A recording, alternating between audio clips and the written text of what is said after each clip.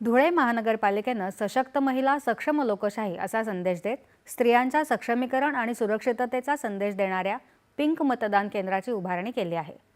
धुळे शहरात north point स्कूलमध्ये उभारलेल्या या मतदान केंद्राची सजावट आणि प्रवेशद्वारावरची पुष्परचना लक्षवेधी ठरत आहे।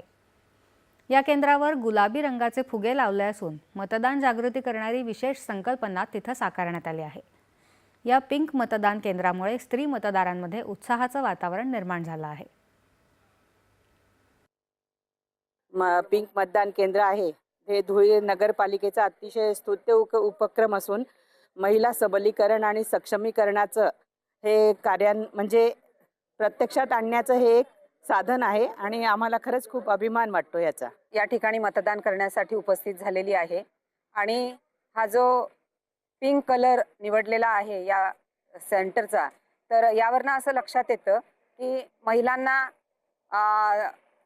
महत्त्व देऊन आणि महिलांच्या सबलीकरणाच्या दृष्टीने हा एक छोटासा प्रयत्न या ठिकाणी करण्यात आलेला आहे।